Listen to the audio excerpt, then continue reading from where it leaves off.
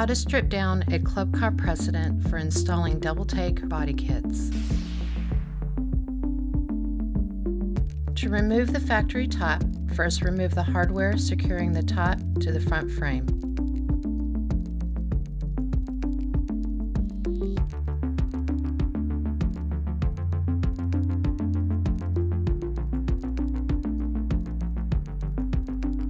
Next, remove the hardware connecting the top to the rear drain supports.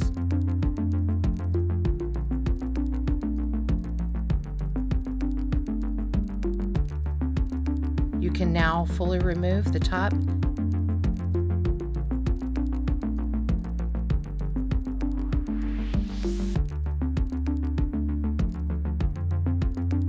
Remove the factory seat back cushion by removing the two hex screws located on the back of the bag rack assembly. If you plan on reinstalling the factory seat back cushion, you will need to set aside the factory hardware and save for later.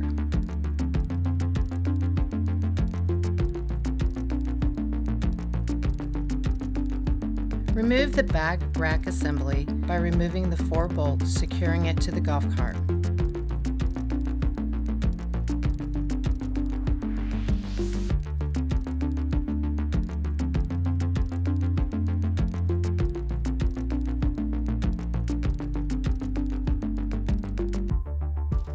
Next, remove the 2 inside side bolts that secure the rear top supports.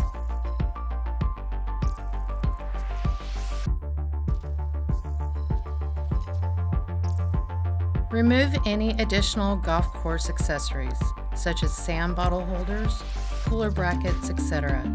by removing the 2 screws on both sides of the bag rack assembly.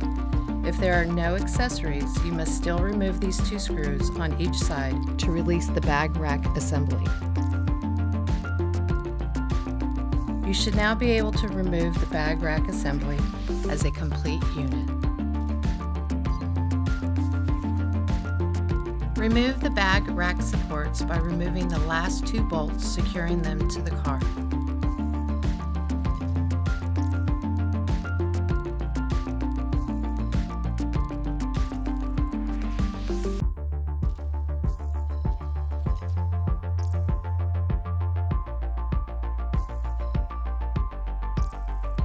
Remove the screws from the dash cap to release the front cowl.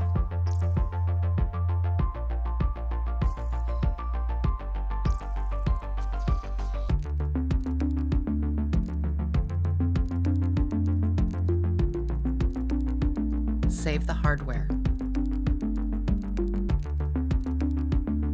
Now remove the factory front cowl by easing away from under the dash cap. Remove the dash cap if you plan on installing a DoubleTake Sentry dash.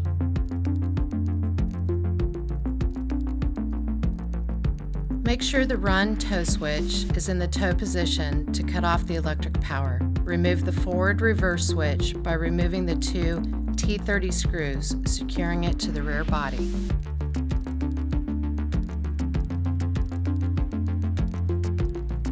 Use needle nose pliers to remove the connectors from the FR switch. Make a note of the position of the brown, red, and blue wires for later reinstallation. Also remove the forward, reverse switch, screw clips from the body as well. Save the forward, reverse switch, and hardware for reinstallation. Remove the 4 battery compartment screws that fasten the factory rear body to the car. Save the hardware.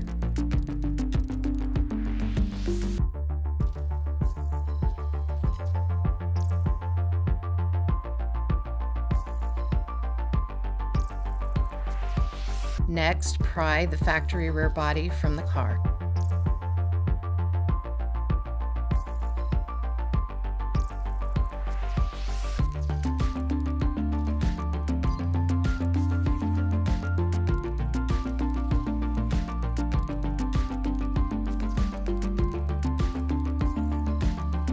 Remove the side trim on both sides of the car by first removing the bolt that secures the frame cap to the side trim. Save the hardware. Then, remove the 2 floorboard screws on each side of the car that secure the side trim to the floorboard and save the hardware. Remove the side trim from the car by prying it away from the mounting clips. Save for later. Remove the floorboard mat and save it for later reinstallation. It may also require cleaning.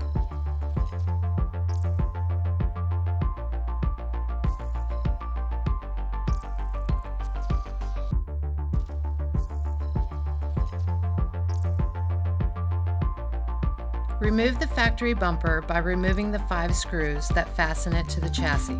Save hardware. Save the bumper for later reinstallation if you don't plan to incorporate an optional light bar kit.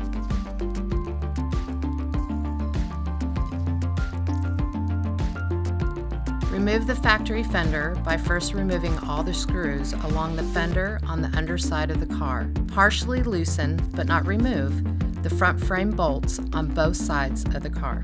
Then temporarily remove the screws along the front edge of the inner cowl to help release the factory fender. Remove the factory fender, then use the removed cowl screws to refasten the inner cowl again. Remove the factory windshield by gently prying it away from the plastic frame clips. Then remove the plastic frame clips. Now it's time to wash and clean the golf car to prepare for body kit installation. DoubleTake, because looks matter.